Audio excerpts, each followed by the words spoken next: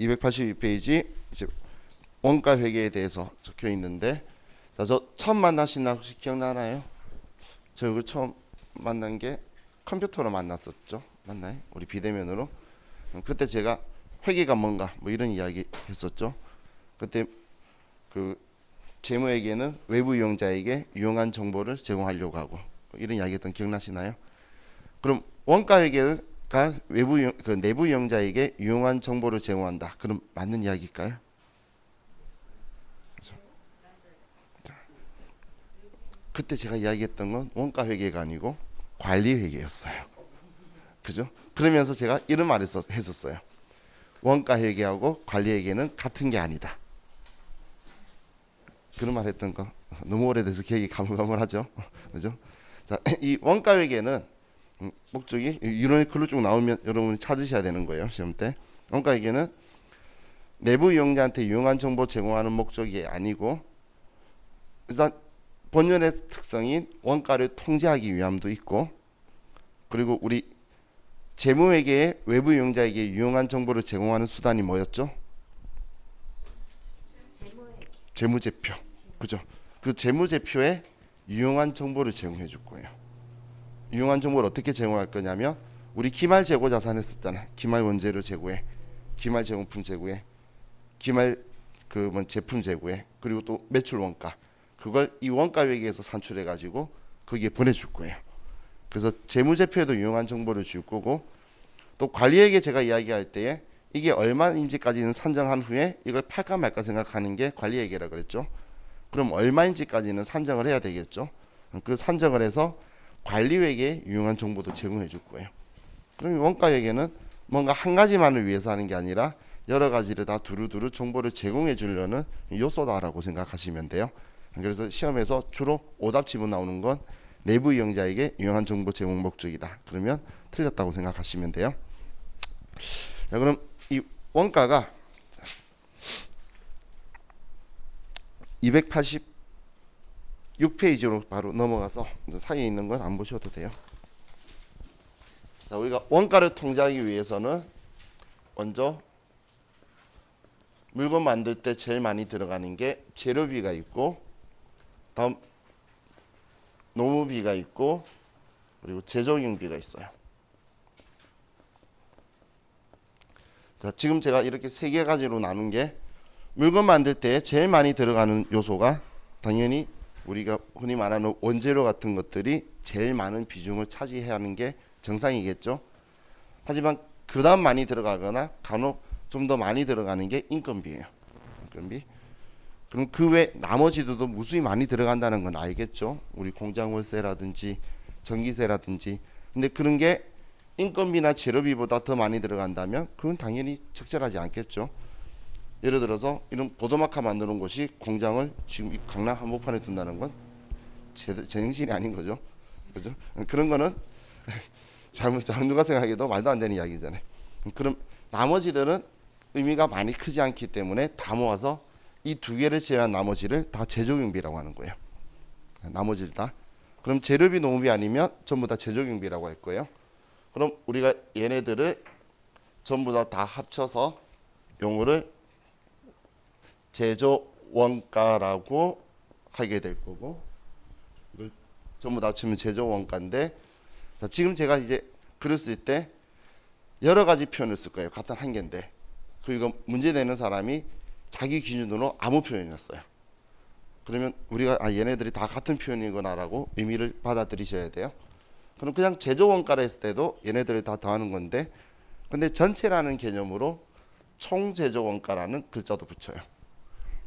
그냥 제조 원가라고 말할 때도 있고 총 제조 원가라고 할 때도 있고. 그럼 총자를 붙일 거면 기간적 의미가 필요하겠죠. 그래서 기간적 의미를 붙이기 위해서 단기라는 표현을 붙이게 돼요. 근데 우리 시험에서는 단기라는 개념을 쓰는데, 실무에서는 당월이라는 개념을 주로 많이 써요. 원가 통제를 1년에 한 번씩 하는 제조업이 어디 있겠어요. 당주, 당월을 많이 쓰는데, 우리는 재무에게 유용한 정보를 좀 제공하는 쪽으로 보기 때문에 1년치를 가지고 한 번에 이야기를 주로 할 거예요. 자, 그럼 단기총 제조 원가라고 하는 이 표현은 원가 회계만을 하는 사람들이 쓰는 표현인데, 이걸 재무회계로 보낸다고 생각하는 사람들은 얘를 단기총 제조 비용이라는 표현을 써요. 그냥 똑같은 건데 이제 원가가 어차피 소진되어서 없어진 내 자산들이나 아니면 진짜 비용들이나 이런 것들의 합산이니까 이걸 단기총 제조 비용이다라고도 표현을 해요.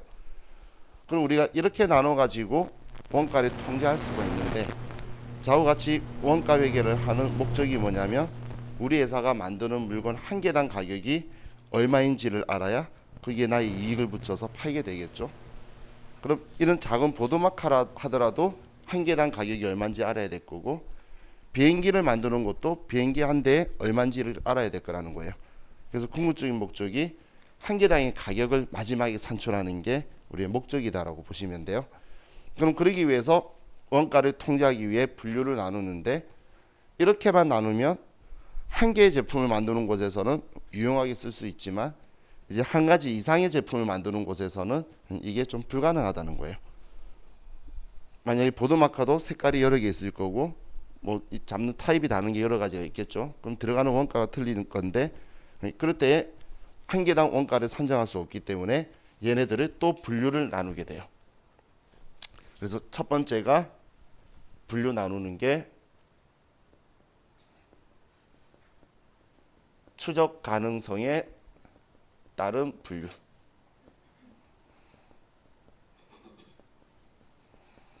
추적 가능성에 따른 분류라는 것, 어디에 썼는지를 안다, 모른다, 그 이야기예요. 안다, 모른다. 자, 예를 들면 여러분들 호두 과자하고 땅콩 과자 같이 파는 아저씨 그 포장마차 있죠? 요즘 잘 안 보이는 것 같은데 포장마차 자체가 잘 안 보여서 그 같이 팔잖아요. 그럼 호두를 사오면 그 호두 산 거는 어디에 넣을 건지 알겠죠? 호두 과자 속에 넣으려고 샀겠지. 땅콩을 사면 땅콩 과자 속에 넣으려고 샀겠죠.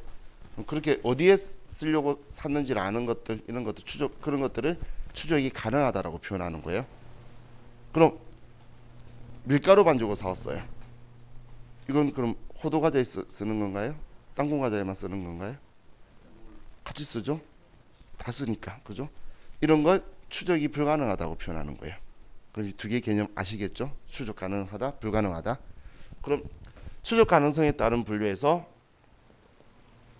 추적이 가능한 걸 우리가 직접 원가라고 하고, 추적이 불가능한 거를 간접 원가라고 할 거예요. 직접 원가, 간접 원가. 직접이라는 글자가 추적이 된다라는 의미고, 간접이라는 말이 추적이 불가능하다라는 의미로 보시면 돼요. 자, 근데 또 표현할 때 직접 원가를 직접비라고도 하고 간접 원가를 간접비라고도 해요. 직접비, 간접비 그냥 같은 표현인데 원가를 이제 비용으로 표현을 많이 쓴다는 거예요. 근데 우리가 처음 글러봤을 때는 직접비 하면 또 다른 것 같아. 직접 원가가 내가 알고 있는 거라. 그래서 처음 봤을 때 용어들이 느낌이 팍팍 안 꽂혀요. 얘네들이. 지금 우리 이 공부로만 제조업에 일하시는 분이 아니면 이 시험 말고는 원가라는 이야기를 또 안 하거든. 일상생활 안 쓰다 보니까 용어들이 이때만 보다 보면 좀 익숙해지지가 않아요. 그럼 자, 이 재료비 중에 어디에 쓰는지 추적이 가능한 걸 우리가 직접 재료비라고 할 거고, 어디에 쓰는지 추적할 수 없는 걸 간접 재료비라고 할 거예요. 그냥 이 재료비를 두 가지 분류는 나눈 거예요. 방금 저는 호두, 땅콩 이런 건 직접 재료비, 또 우리 밀가루 반죽 혹은 이런 것들 재료들 중에 공통으로 들어가는 거 있죠. 뭐 설탕 뭐 이런 것들을 간접 재료비라고 할 거예요. 또 인건비를 보면 인건비에서 우리 공장에 생산 라인이 A 제품 생산 라인, B 제품 생산 라인이 있어요. 그럼 그 생산 라인에서 일하시는 분은 각각 제품에 만드는 데 일하시는 거니까 우리는 추적을 할 수가 있죠. 그분의 인건비는 그 물건 가격에 포함될 거예요. 그럼 그걸 그렇죠. 직접 노무비라고 할 거고, 그럼 그 공장에 있는 그 관리자나 공장장, 사장, 공장이 있기 때문에 있는 그분의 인건비는 어느 물건에 넣어야 될지 모르겠죠. 이 두 생산 라인을 관리하고 있으신 분 월급도 공장이 있어서 들어간 거예요. 우리 재무회계에서 500번대 임금이라고 했다. 그럼 어디에 넣어야 될지 모르는 그분들의 인건비를 간접 노무비라고 해요. 또 우리 경비 중에 어디에 쓰는지 추적이 할 수 있는 경비를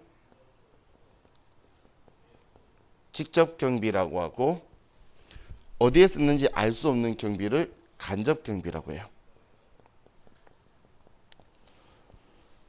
그럼 우리 경비 중에서 보면 우리 직접 경비는 근데 현실적으로는 잘 발생을 안 해요. 우리가 여러 개 제품을 만드는데 한 제품만 외주 강호를 준다. 한 제품에만 우리의 특허를 넣고 나머지 제품에는 특허 안 넣고 싸게 판다. 그런 이상한 행동을 안 해요. 그래서 직접 경비는 잘 발생이 안 해서 얘를 유령 취급을 좀 하는데, 간접 경비는 무수히 많겠죠. 공장 월세. 우리 한 공장 안에서 제품 여러 개 만드는데 그 월세는 어디에 들어가는지 알 수 없겠죠. 공장 전기세.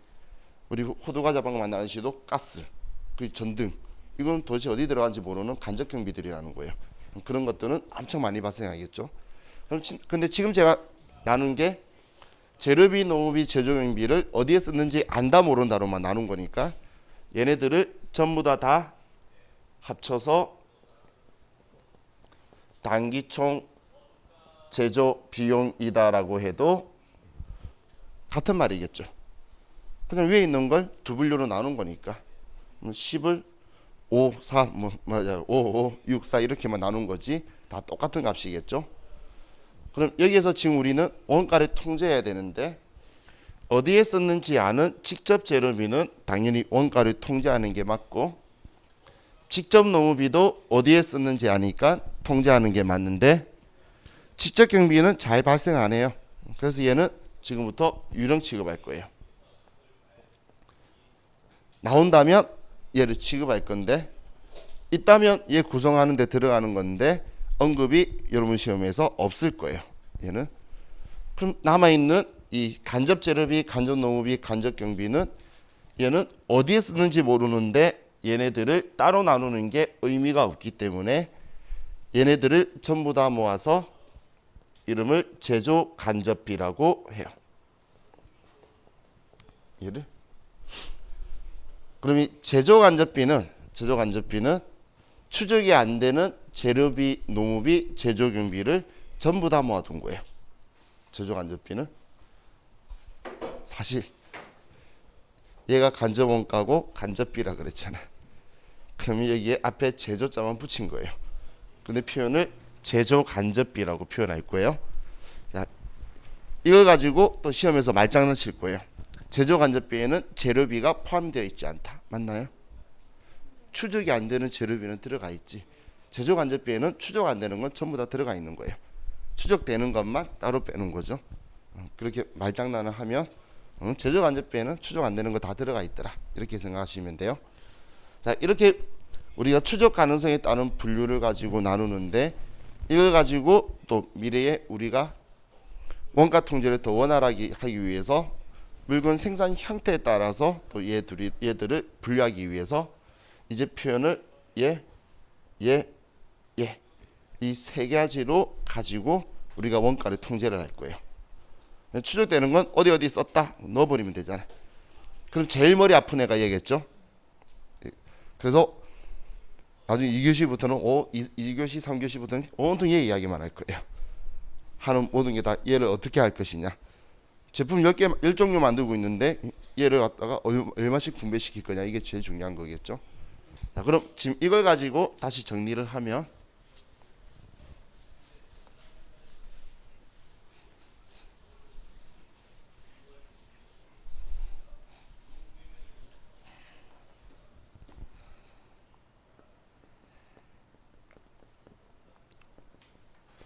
직접 재료비,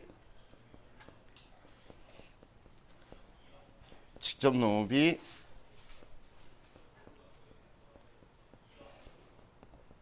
제조 간접비. 그럼 얘네들을 다 더하면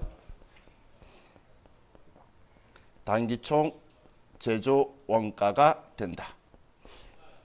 자, 그럼 오늘 여러분들의 원가회계 모든 시간 중에 제일 중요하고 기초적으로 외워야 되는 공식이 이 공식이에요. 이건 못 외우면 뒤쪽에 못 푸는 문제가 무수히 많아요. 그래서 직접 재료비, 직접 노무비, 제조 간접비를 더하면 단기총 제조 원가다. 이건 그냥 앞에 원가의 3요소라는 재료비, 노무비, 제조 경비를 추적 가능성에 따른 분류로 나눠서 얘를 재분류한 거지, 그냥 걔네들의 합하고 결과는 똑같은 거예요. 근데 우리가 원가 통제를 하기 위해서 기본적으로 이렇게 분류를 나눠요. 그럼 여기에서 우리 회사의 제품 생산 형태에 따라서 먼저 얘 둘이를 합쳐버리는 형태가 있어요. 추적이 가능한 애들은 그냥 통제가 편하니까 어디 썼다라고 먼저 정리를 하고, 그럼 얘네들을 빼면 나머지는 다 어디 쓰는지 모르는 거네, 이렇게 생각하면 되는 거잖아요. 이렇게 하기 위해서 얘를 기본 원가라고도 하고 얘 둘이를, 그리고 기초 원가라고도 하게 될 거예요. 기본 원가, 기초 원가는 직접 재료비, 직접 노무비의 합이에요. 이 두 개의. 그럼 기본 원가에다가 제조 간접비를 더하면 단기 총 제조 원가가 된다라고 표현할 수도 있겠죠. 이해하시나요? 어차피 기본 원가를 주면 우린 거기에 제조 간접비만 더하면 단기 총 제조 원가가 된다는 거예요. 또 우리 또 다른 생산 형태에서는 직접 노무비와 제조 간접비를 같이 합쳐요. 재료비를 왜 왕따 시키냐면 재료는 쓰다가 남으면 내년에 쓰면 되거든, 다음번에.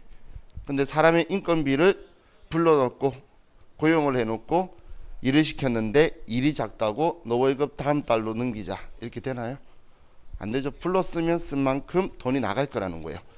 전기도 쓴 만큼 나가는 거지, 이번 전기세 내년 다음 달로 넘기자 이런 거 안 되겠죠. 그래서 쓴 만큼 돈이 들어가는 얘 둘이를 가공 원가라고 해요.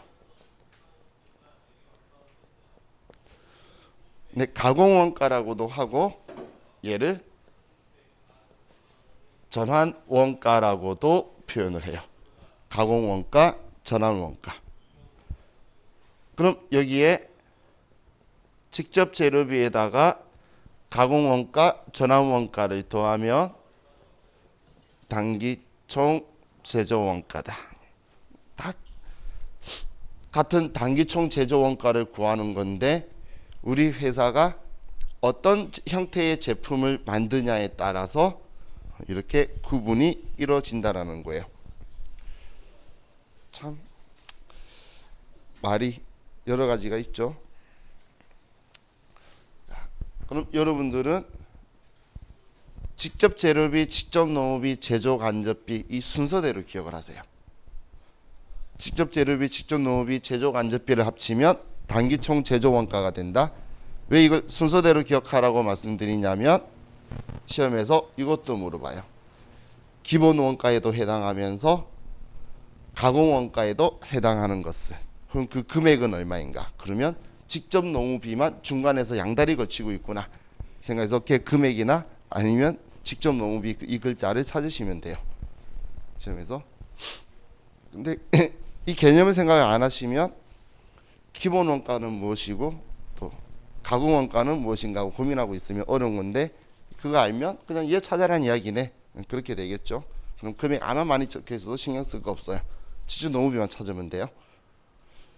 자, 그래서 이 공식은 여러분들이 기억하셔야 돼요. 왜 이걸 기억해야 되냐면 뒤쪽에서는 이 값이 필요한데 이 값을 얘네들을 아무 형태나 줄 거예요. 우리는 이 값을 알아야 다른 걸 구할 수가 있는데 이 값 주는 걸 얘네들이 섞어주기 때문에 이걸 기억을 꼭 하셔라고 말씀드리는 거예요.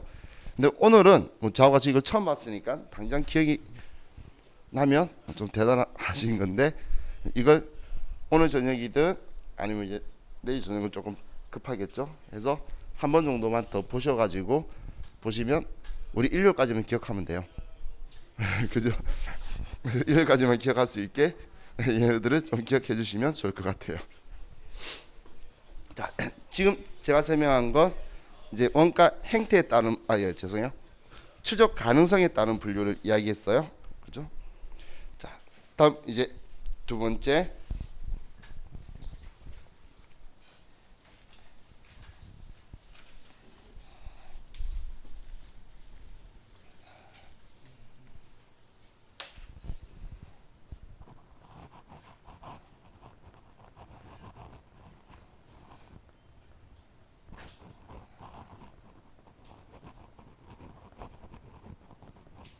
자, 원가 행태에 따른 분류예요. 원가 행태에 따른 분류. 자, 원가 행태에 따른 분류는 288페이지에 적혀 있는데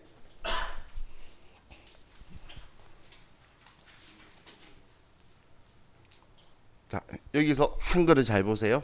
제가 암한 악필이지만 형태가 아니죠. 행태죠. 형태에 따른 분류하고 행태에 따른 분류는 다른 거예요. 그래서 지금 제가 설명하는 건 행태에 따른 분류예요. 정말 말장난 같은 느낌이죠. 자, 그럼 원가 행태에 따른 분류에서 자, 우리 책은 좀 부실해요. 시험 하는 방식으로 알려드릴 거니까. 자, 첫 번째 변동 원가 혹은 변동비 이런 형태로 이제 우리가 원가가 저는 행태를 그린다는 거예요. 행태를. 그럼 이걸 자, 그래프도 볼 수 있어야 되고 글로 나오는 걸 이해할 수 있어야 되는데 그래프를 익히면 글로 나오는 게 이해가 가요. 저도 그래프는 싫어해요. 제가 옛날에 말씀드렸죠. 저 수학 안 좋아하고 왜 접점이 만나는 선의 기울기 이런 걸 내가 왜 구해야 되는지 모르겠다 이런 이야기 하는데 얘는 그것보다 훨씬 쉬우니까 저도 설명하고 있는 거예요. 자, 혹시 우리 수학과 나오신 분 있나요? 수학과 나오신 분을 제외하고는 전부 다 우리는 x축의 움직임을 가지고 우리가 원하는 값을 y축에 둘 거예요. 그럼 내가 원하는 값을 y축에 둘 거라는 거예요. 수학하는 사람만 왜 그럴 거예요? 수학하는 사람은 y축이 움직여서 x축의 값 나오거든. 근데 그걸 제외한 모든 경제학, 경영학 전부 다 x축에 좁 떨어져요. 우리가 물건을 얼마나 많이 만드냐 작게 만드냐 일을 많이 시키냐 작게 시키냐 많이 먹냐 작게 먹냐에 따라서 내가 보고 싶은 결과값을 y축에 둬서 높이를 봐요. 여러분들이 그런 거에 눈에 많이 익어 있어요. 신문 봐도 그래프를 이렇게 올라가면 많이 올라간데 보잖아요. 올라갔다 내려갔다 보는 거. 그럼 x축이 움직이는 거 가지고 y축의 높이로 높아졌네 낮아졌네. 이게 우리 일반적으로 많이 보는 거예요. 근데 수학과는 다음에 수학과 나오신 분하고 이야기해봐요. 계속 뒤집어서 이야기해요. 그 사람들. 자, 그럼 x축에 방금 제가 물건을 많이 만들었냐 작게 만들었냐 혹은 일을 많이 시켰냐 작게 시켰냐 이런 그런 기준들을 뭐라고 하냐면 조업도라고 해요. 자, 조업도라는 표현을 이제 많이 쓸 건데 그럼 조업도가 뭐예요? 라고 하면 뭔가의 생산을 많이 시켰냐 작게 시켰냐 이런 개념이에요. 일시간이든 뭐든. 그럼 Y축에 첫 번째 보려고 하는 건 총원가. 총원가라는 건 지금 보는 게 뭔가를 많이 생산하면 돈이 많이 들어가는지 작게 들어가는지 들어가는 가격이. 그럼 이거 가지고 자 예를 들어 보면 자, 짜장면 한 그릇에 그래서 밀가루 반죽이 200원치 들어간다고 볼게요. 짜장면 한 그릇에 밀가루가 200원치 들어가요. 자, 그렇다면 짜장면 100그릇을 만들었어요. 그럼 밀가루는 총 얼마치 들어갈까요?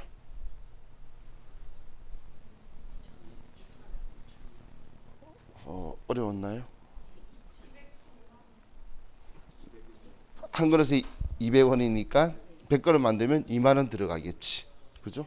그러면 총 들어간 밀가루 가격은 2만원이다. 그 이야기예요. 그럼 200그릇 만들면 4만원이겠죠? 300그릇 만들면 6만 원이겠지. 400g 만들면 8만 원이겠지. 그럼 지금 만나는 접점을 이어보면 우상향 곡선이 나오죠. 근데 그 표현 좀 이상하지 않나요? 우상향 곡선이라는 걸. 저는 어릴 때부터 먼저 제 머릿속에서 딴지근 게 내 눈엔 직선인데 저걸 왜 곡선이라 부를까 이러면서 딴지 걸었었는데, 저도 그 사람들은 곡선이라고 쓰길래 곡선이라고 표현을 해요. 근데 우리 이걸 일반적으로 비례 그래프라고 이야기하죠. 아무래도 많이 만들면 많이 들어가고 작게 만들면 작게 들어가는 거죠.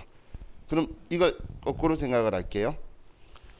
변동 원가를 행태를 가진 것 요소가 재료비 같은 것들이에요. 이 재료는 많이 쓰면 많이 들어가고 작게 쓰면 작게 들어가는 거예요. 그런 게 변동 원가 행태를 그리는 요소들이다라고 보시면 돼요. 자, 그럼 이번에는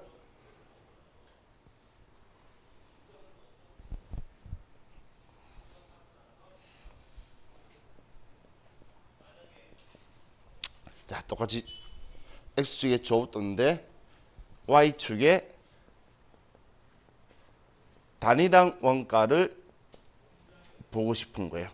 자, 단위당 원가라는 건 내가 잡은 이 조업도에 최소 1단위당 얼마 들어가는지 알고 싶다는 거예요.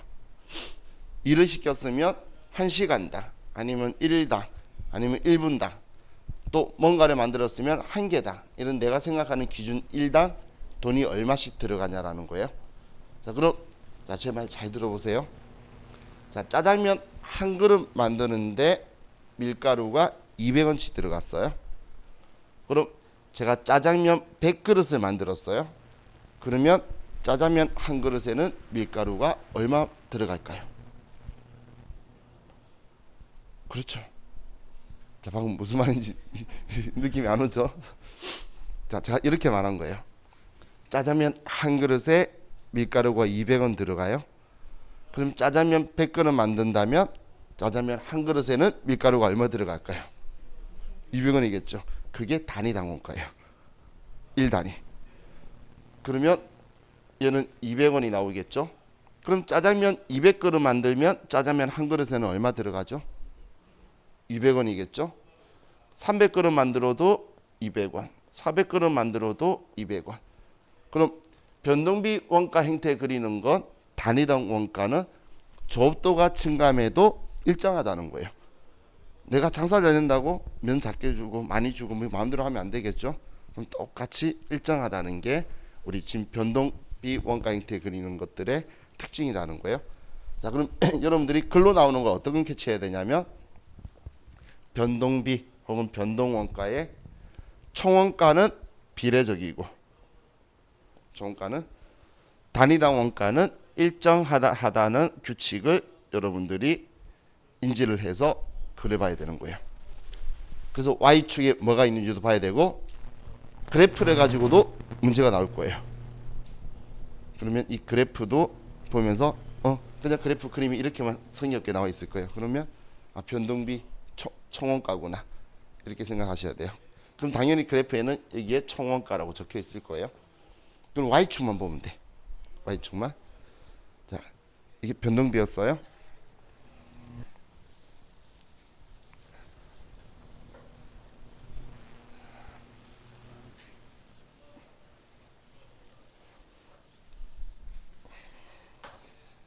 자, 다음 2번 고정원가. 고정비.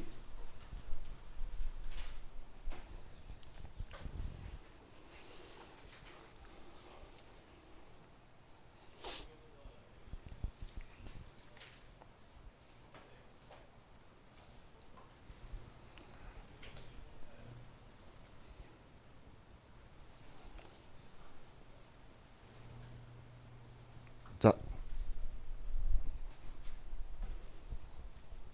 이번에는 얘를 우리 중국집 월세를 가지고 볼게요. 자, 월세가 60만 원인 거예요. 한 달치가. 자, 자, 이런 상황에서 제가 예를 짜장면 중국집 이야기하는 이유가 제 생애 최애 음식이 짜장면이기 때문에. 자, 그럼 이제 이 월세 가지고 생각해 볼게요. 자, 우리 중국집이 짜장면 100그릇을 만들었어요. 그럼 때 우리 월세 총액은 얼마일까요? 60이겠죠? 그럼 200그릇 만들었어요. 그럼 월세 얼마죠? 그래도 60이겠죠? 300그릇 만들었어요. 그래도 월세는 60. 400그릇 만들었어요. 그래도 60. 짜장면 한 그릇도 못 팔았어요. 그래도 60이죠. 이게 고정비 원가 행태를 그리는 요소들인 거예요. 우리 재료비는 많이 만들면 많이 들어갔잖아요. 그런데 고정비 월세 같은 경우는 많이 만들든 작게 만들든 똑같다라는 거예요. 이걸 그래서 이렇게 표현하는 거예요. 재료비는 변동비 원가 행태를 그리는 요소고, 월세 같은 감가상각 같은 이런 기간 비용들은 우리 고정비 원가 행태를 그리는 거다. 이제 의미 아시겠죠? 이게 제가 왜 Y축을 보라 그러냐면, 이렇게 그래프가 있는데 여기에 단위당 원가라고 적혀 있으면 얘는 변동비 그래프잖아요. 똑같은 그래프가 나올 건데, 그래서 제가 Y축을 잘 보라는 거예요. 총원가면 고정비 원가 행태 그래프고, 단위당 원가면 방금 바로 앞에 봤던 우리 짜장면 한 그릇에 200원 그 그래프잖아요. 그죠? 그럼 Y축이 뭔지를 잘 인지를 하셔야 되지, 그래프 그림만 가지고는 또 생각하시면 안 되겠죠? 자, 다음.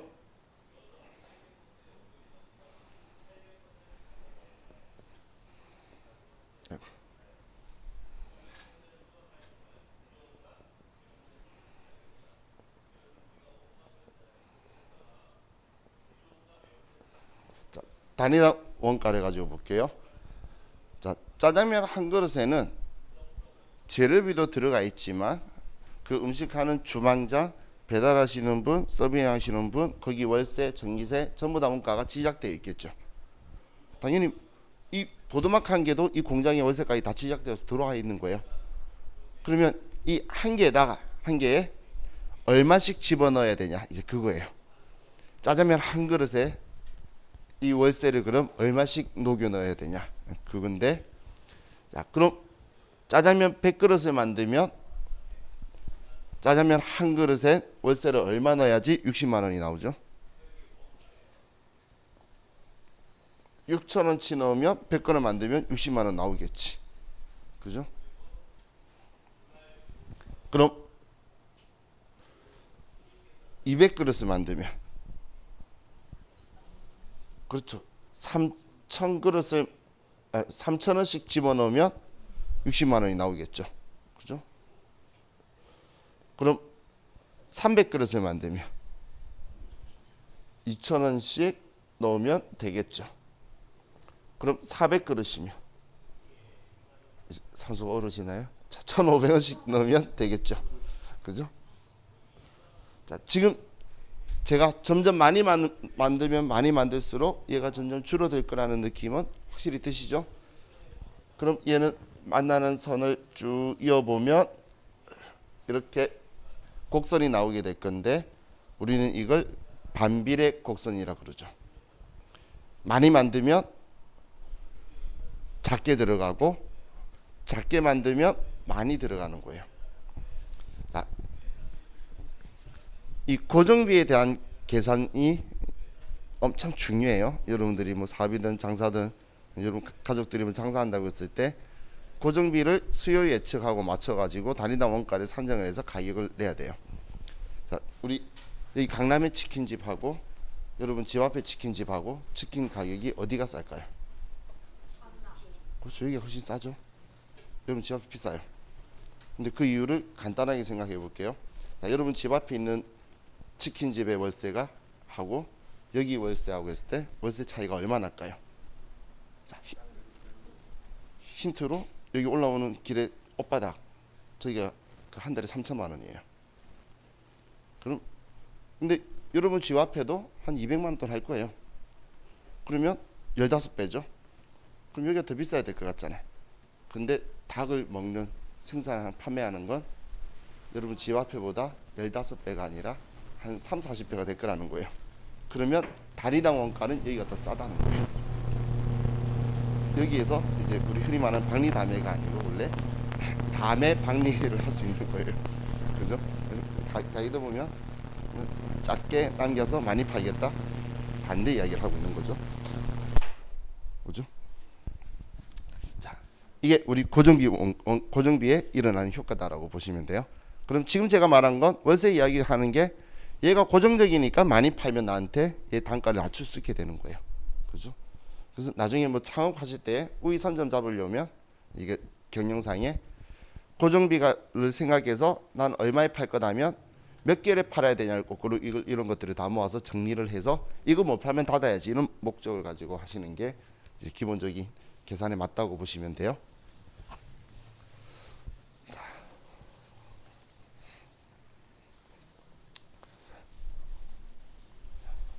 다음은 이번에는 준변동비의 원가 형태에 대해서 볼게요. 지금 원가 용어 설명 드리는 거지 아직 원가 시작 안 했어요.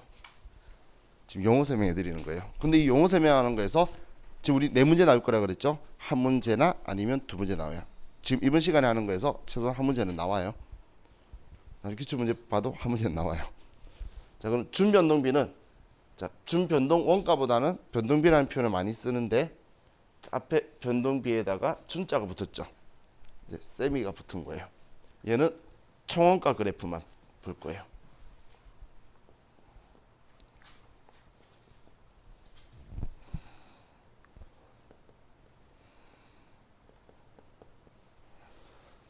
자, 그럼 우리 변동비는 많이 쓰면 많이 들어가고 총원가 그래프가 작게 쓰면 작게 들어가는 거였죠. 그죠? 그럼 고정비의 총원가 그래프는 내가 많이 만들든 작게 만들든 이 금액 딱 나오는 거였잖아요. 그럼 얘는 변동비이긴 변동비인데 하나도 안 만들었지만 금액이 얼마 나오는 거예요. 그리고 더 많이 만들면 만들수록 이렇게 증가하는 방식이 있죠. 조업도가 0인데도 금액이 발생하는 거예요. 이 구간을 기본 요금이라고 생각하시면 돼요. 기본 요금이 있고 좀 더 쓰면 또 더 많이 나오고 작게 쓰면 그 뒤로 작게 나오는 거 있죠. 이거 예로 전력비라든지 아니면 요즘 휴대폰 데이터 요금 정액제라든지 이런 것들이 이걸로 나오게 돼요. 우리 기출 문제 예로 뭐 몇 기가까지는 그냥 얼마 내면 몇 기가까지는 마음껏 쓰다가 그 용량을 넘어가면 뭐 통신사별로 자율적으로 요금을 부과하기로 했다. 그럼 그 금액까지는 이만큼 나오다가 넘어가면 더 나가는 거죠. 과거 옛날에는 전력비가 많이 나왔는데 누가 이상한 이의제기 신청한 거예요. 그래가지고 그 다음부터 소심해가지고 잘 안 나오더라고요. 왜냐면 전력비가 이렇게 그래프 냈는데 이거는 이렇게 올라간다고. 우리 누가 그렇게 이의제기 신청했대요. 근데 걔네들이 좀 소심해서 그 다음부터 이해를 잘 안 해가지고 요즘은 이게 좀 더 많이 나와요. 틀린 말은 아니지만 그거 가지고 이의제기 신청하는 사람이 좀 이상해 보이죠. 자, 다음 준고정비는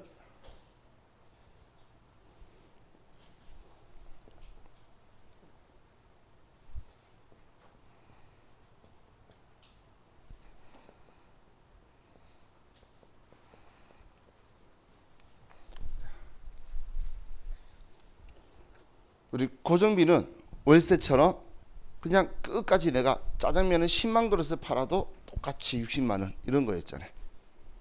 아무리 많이 만들어도. 근데 이 고정비가 준자가 붙은 건 일정 저업도 구간까지는 일정하다가 그 구간을 넘어가면 증가하는 거예요.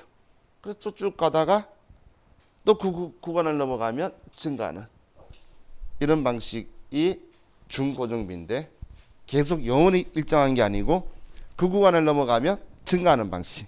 이게 우리 준고정비의 원가 형태라고 보면 돼요.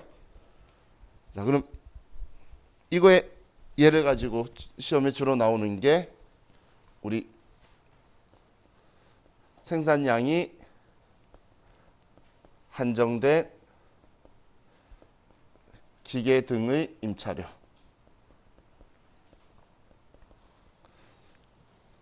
이상하게 시험에서 이 예를 많이 쓰더라고요. 자, 생산량이 한정된 기계 등 임차료라는 것, 우리가 기계 장치를 빌려서 생산을 하는데 예를 들어 이 기계가 1000개의 물건을 생산할 수 있어요. 그럼 어떻게든 한 개를 만들어도 기계는 일단 빌려와야 될 거잖아요. 그럼 한 개를 만들든 두 개 만들든 기계를 하나 빌려오는데 1000개 생산할 수 있는 거 100만 원 주고 빌려왔어요. 근데 주문이 이번 달에 1001개가 들어왔어. 그럼 1000개까지는 한 개면 되는데 한 개 때문에 우리는 기계가 더 있어야 되지 않으면 한 개를 못 만들어 주겠죠. 그럼 기계를 한 개 더 빌려야 되는 거예요. 그럼 두 개를 빌리는 거예요. 그럼 또 2000개까지는 이렇게 쭉 되는데 2000개가 넘어가면 또 한 대 더 빌려야 되겠죠. 그럼 우리 임차료가 100만 원에서 계속 올라가는 이런 방식이 우리 준고정비 원가 형태를 그리는 요소라고 하는 거예요. 그럼 지금 제가 그린 것처럼 이렇게 그림을 그리는 곳도 있고 이렇게 그림을 그리는 곳도 있고 이렇게 그려놓고선 또 글로는 계단 형태의 원가 형태를 그린다. 이렇게 하면 얘 이야기를 한다라고 보시면 돼요. 이렇게도 보여주고 얘 없이 그냥 가로로만 더 적혀 있어요. 또 왼쪽에 있는 준변동비는 주의할 점이 그래프가 이거하고 주의하셔야 돼요. 이거하고 얘하고 구분 잘 하셔야 돼요. 얘는 지금 조업도니까 하나도 안 써도 기본 요금이 나오는 거고 얘는 써도 요금이 안 나오니까 여기까지는 무료란 이야기죠. 무료. 이건 준변동비가 아니라는 거예요. 얘는 준변동비가 이 그래프가 나오면 틀렸다고 찾아라는 이야기예요. 얘를 잘 보셔야 돼요. 자, 저 원가 분류 다 하고 쉬려고 그랬는데 다들 오랜만에 앉으니까 피곤하실 것 같아서 우리 조금 쉬었다가 제가 원가 분류 이제 마무리하고 요소명원가 계산 들어갈게요. 쉬었다 합시다.